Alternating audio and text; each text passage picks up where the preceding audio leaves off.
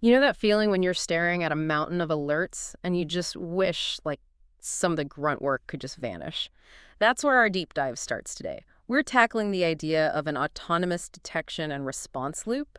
Think of it as a way to seriously cut down on the manual security tasks without losing your grip on what's actually happening. Exactly. We're talking about a system designed to handle, the predictable stuff, the routine alerts, so your security analysts can focus their energy on the truly weird and complex threats. It's about making their lives and, well, your organization's security posture significantly better. But the word autonomous there, that's what catches my attention. As we delve into this, I'll be keeping a close eye on the control aspect. How do we ensure these automated systems don't go off the rails and potentially cause more problems than they solve? And from my perspective, I'm just trying to picture this in action. You know, logs going where, AI doing what, playbooks firing off. I'll be asking the questions our listeners are probably thinking. How does this actually work in a way that makes sense? And how does it help us in the real world? All right, so our mission today is to really understand this autonomous detection and response loop. We want to see how it uses different technologies to ease the burden on security teams while still, keeping humans in the driver's seat when it matters most. Let's dive in. First up, let's talk about the very beginning of this loop. We have all these security logs from our SIEM, our EDR tools, cloud platforms. It's just a flood. How does Google Colab even begin to make sense of all this? Right. Think of Colab as the data wrangler of our security world. It steps in as a super flexible ETL extract, transform, load engine, specifically built to handle the chaos of security logs. These logs, like you said, come in all shapes and sizes, different formats, different structures. Colab's job is basically to pull all that diverse data together. So it's like a universal translator for security data. Sort of. Pretty much. But it's smarter than just a translator. One of Colab's really clever features is schema inference.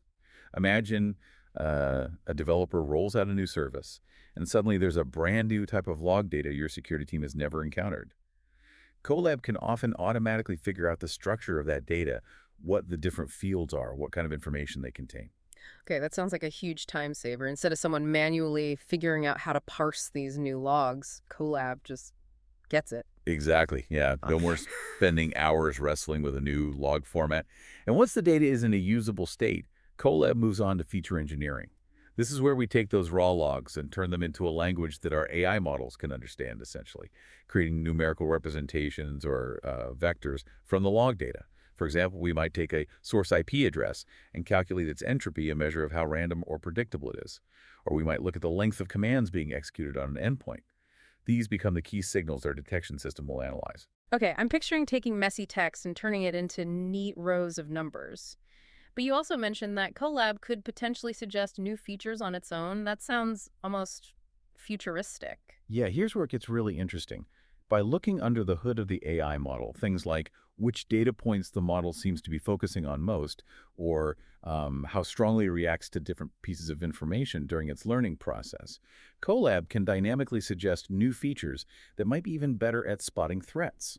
For instance, if the model is paying a lot of attention to login attempts, but isn't quite catching all the suspicious ones, Colab might propose creating a, say, login fail rate feature for each user, or tracking the time since last successful login.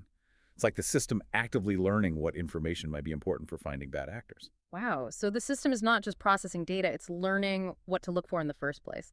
Okay, now let's say I'm that engineer deploying a new app. How does Colab even know my new logs exist? That's a great practical question. Ideally, your organization would have what's called a self-service logging portal. When you launch your new application, you, as the engineer, can go to this portal and register your new log source. You might provide some basic details, the app name, where the logs are being sent, maybe even the format if you know it. But because of Colab's schema inference, that's not always a must-have. So it's like filling out a quick form for my app's logs. Precisely. Once that new source is registered, Colab, which is constantly on the lookout for new data streams, detects it. It can then automatically connect and start the ETL process we just discussed, figuring out the format if needed, and generating those feature vectors. That sounds pretty seamless for the engineers, actually. Now we've got these nicely structured number rows coming out of Colab. Where do they go next in our autonomous loop? They feed directly into the second crucial component, energy-based models, or EBMs. Now, At its core, an EBM is a type of AI model that learns to assign an energy value to different states or configurations of data. Think of it like this. Things that the model has learned are normal and expected will have low energy, while things that are unusual, anomalous, or just plain weird will have high energy. Energy values for data. That's a bit of a mind bender. How's that different from, say, a regular machine learning model that just says this is good or this is bad? Well, that's a key difference. Traditional supervised models learn to classify data based on examples they've been explicitly labeled with. EBMs, on the other hand, often operate in an unsupervised way. They learn the underlying patterns and structure of what's normal in the data. Because of this, they can identify things that don't fit that normal pattern, even if they've never seen that specific type of anomaly before. This makes them really powerful for security, where, attackers are constantly coming up with new tricks. So instead of looking for specific known bad things, it's looking for things that just feel out of place. Is that right? Exactly. Think of it like a fingerprint. Normal activity creates a familiar, low-energy fingerprint. Anomalous activity creates a distorted, high-energy one. And in this loop, we often use a specific type called an autoencoder EBM if it tries to reconstruct the input data. If it can do it accurately, it assigns a low energy score. If the data is unusual and it struggles to reconstruct it, it assigns a high energy score. That difficulty in reconstruction, that error, is the energy we're talking about. Okay, so Colab gives the EBM these structured number sets, and the EBM looks at them and goes, yep, seen this pattern a million times, low energy, or whoa, this looks totally different, high energy. You got it. The feature vectors from Colab give the EBM a clear numerical picture of the log event. The EBM then analyzes that picture and decides how unusual it is based on what it's learned as normal behavior, and it spits out that energy score. And that energy score is the key output from the EBM. What happens with that number next? Precisely. The EBM generates this energy score, and we use that score to determine if an event is potentially anomalous. This is usually done by setting thresholds. If the energy score goes above a certain point, we flag it as potentially suspicious. Now, this is where my legal and executive hat comes on. What if one of these high energy scores triggers an automated response that inadvertently takes down a critical system? I mean, how do we maintain oversight and prevent unintended consequences that could have serious operational or even legal ramifications? That's a really critical point, and it's why we don't just blindly react to every high energy score. We use a tiered system of thresholds to categorize events based on their level of risk. For example, events with very low energy might be labeled green, normal. Those with moderately elevated energy could be amber, signaling that, a human analyst should probably take a look. And only those events that blast past a much higher red threshold would typically be considered high risk enough to automatically trigger a response. So it's like a danger meter. Green is all good, amber needs a second opinion, and red. Red sets off the alarms and maybe some automated actions. Exactly. Think of it like a security traffic light system. And this is where our third key piece, Splunk-SO, steps in. Splunk-SO stands for Security Orchestration, Automation, and Response. In this autonomous loop, its main job is to execute those predefined automated workflows, what we call playbooks, but generally only when it receives those red, high-confidence alerts from the EBM. Okay, so the EBM flags a red alert, and then Splunk-SO kicks in and runs a pre-written script to playbook. What kind of actions are we talking about here? Well, the possibilities are quite extensive. A playbook might start by automatically enriching the alert data, pulling in more context about the user involved, the affected computer, or any related threat intelligence. It could then move on to containment steps, like isolating a potentially infected laptop from the network or blocking a malicious IP address at the firewall. And even in situations where fully automated remediation isn't desired, a playbook can still be incredibly valuable by creating a well-documented incident ticket for a human analyst, providing them with all the necessary information to investigate quickly. So it's not always about robots taking over everything. Sometimes it's about giving the human security team super-powered tools and information. Precisely. Now, you asked earlier how this loop feeds back into itself. Once SR takes action, how does that make the whole system better over time? Yeah, the feedback part. Right. This feedback loop is essential for the system to learn and improve continuously.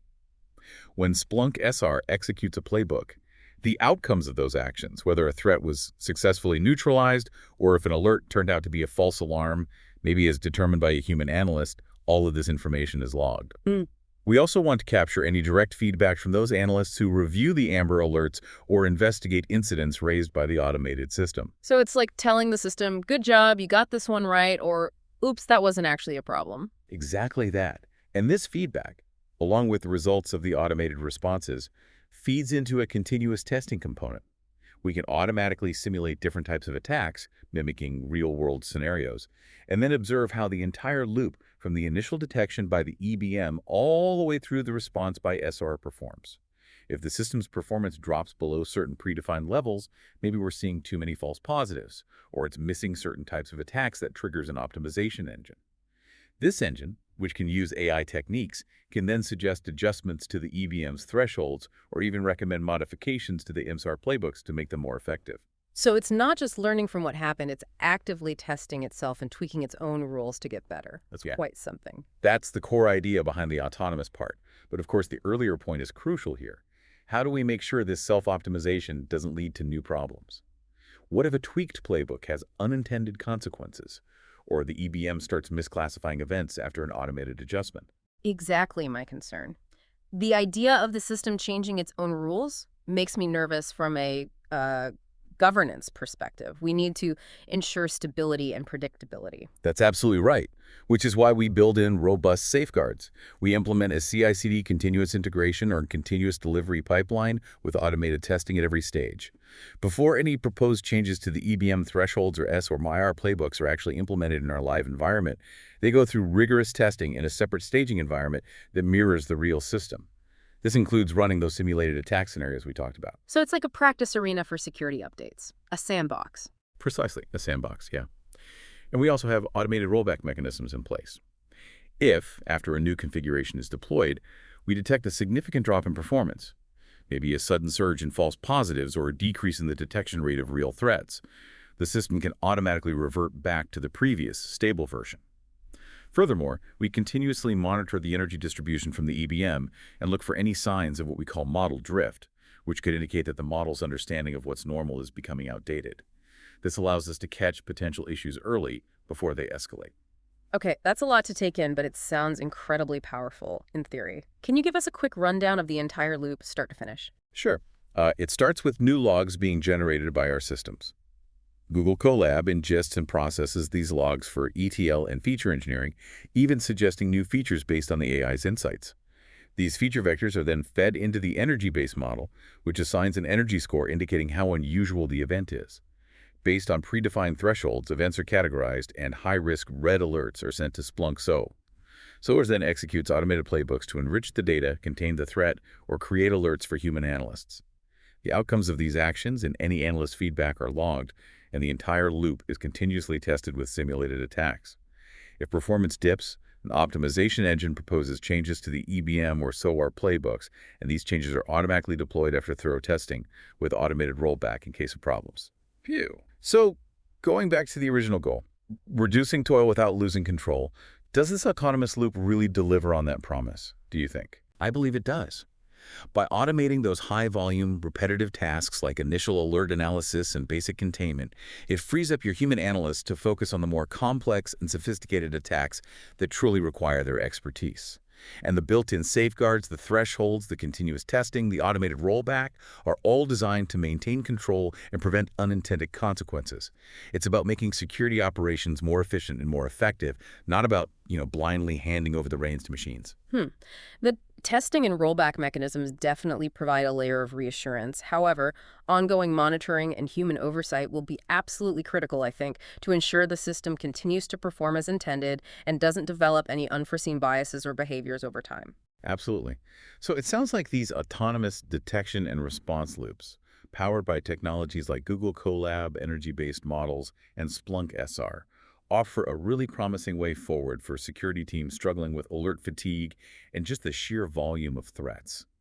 And as our sources hint, the underlying principles of EBMs could potentially be applied to other critical areas of security operations, such as prioritizing how we respond to incidents, predicting the likelihood of vulnerabilities being exploited, and even getting a clearer, more dynamic picture of our overall cyber risk. That's right. The ability of EBMs to learn the nuances of complex data and identify anomalies makes them a pretty versatile tool for a wide range of security challenges.